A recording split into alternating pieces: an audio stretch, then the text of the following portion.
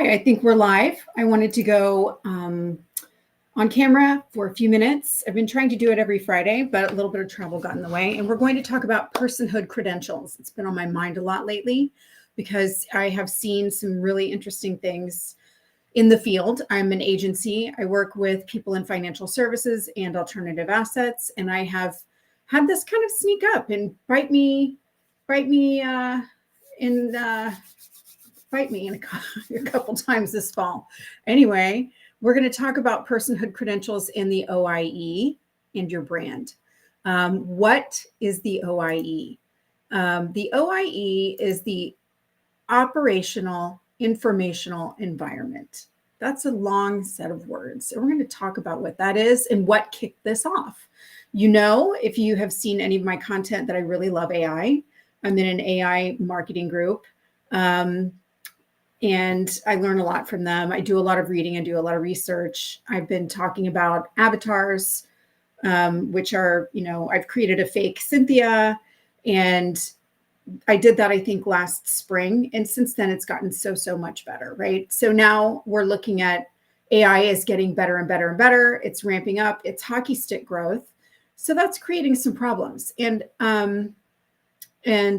let's talk about those problems. I actually read 2 articles on a plane this month, and they're nerdy articles. If you like nerdy stuff, I have the links, I think, in the description. One article was on personhood credentials, AI, and the value of privacy preserving tools to distinguish who is real online. So we're seeing a theme here. Not just visual replications of people, but bots and bad actors or entities who are doing bad things. So we all kind of know, like, this is happening around elections. But I think the issue is it's going to start happening all the time. And for the US government, they're already thinking about playing offense. They've been thinking about this for some time. And that's referenced in the next article, which is Disinformation and Entropy. And it's all about the US military and I think the Air Force. So that was a fascinating read because I read it, and it was all about how the military is handling information, but it also made me think, like, you can see a lot of parallels in how platforms are handling this too. So there are themes that are weaving together, and I just wanted everyone to be aware of it. And it kind of trickled down with a couple clients, and I'll tell you about that.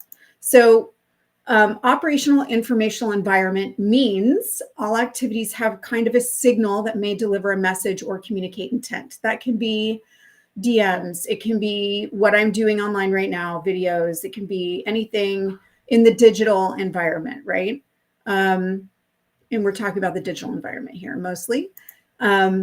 So I just wanted to connect the dots because there are people who are way up here with their understanding of this stuff. And then there's like people who are busy living their lives and making money and running their businesses, and they're not aware, right?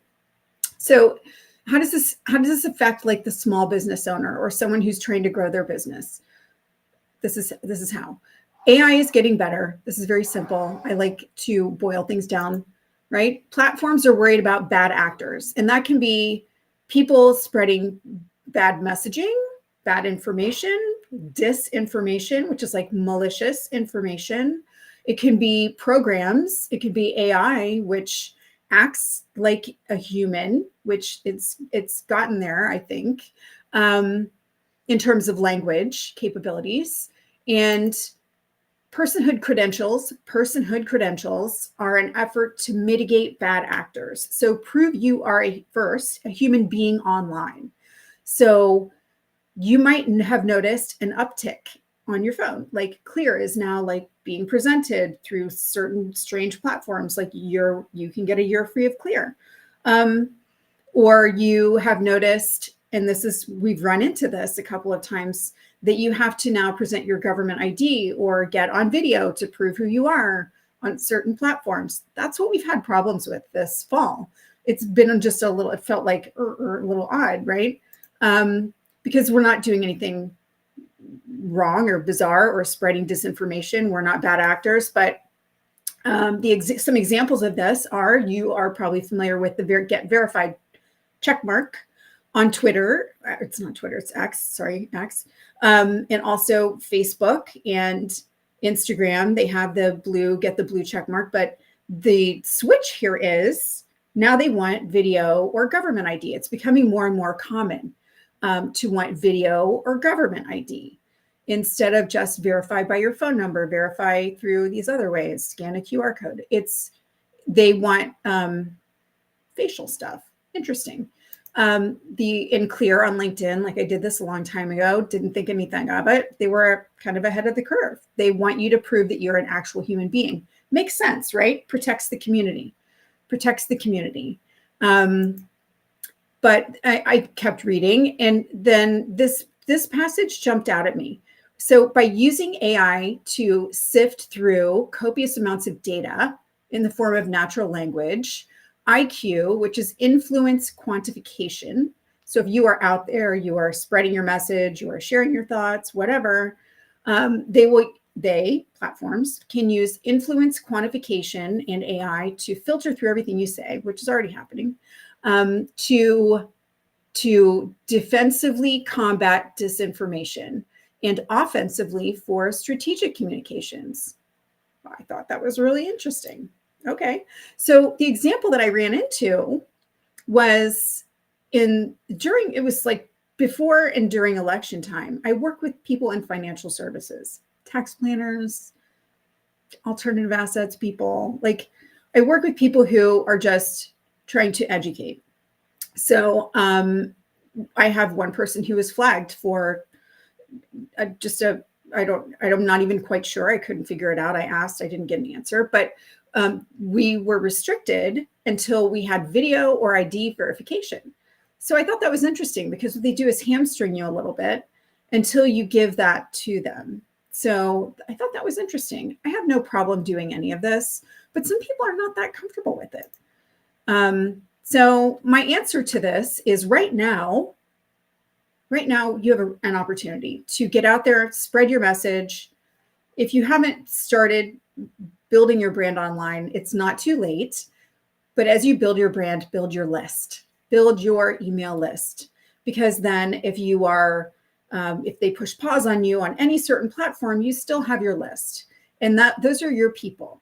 Those are the people you have resonated with. Hopefully they've raised their hand, and that's your community. You want to build your list and build your brand to build your community.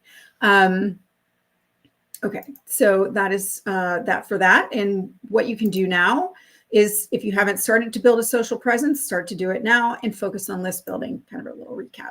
Next time, we'll focus on ChatGPT as a search engine and what you should do so that you're involved in that search engine, because I think people are going to be using it as a search engine more commonly than Google in a few short years. So I hope this was helpful, gave you some food for thought. Read the articles, and shoot me any DMs. We support people in all of this stuff, the social presence, the customer journey, all of that, YouTube, you name it. So reach out if you need help.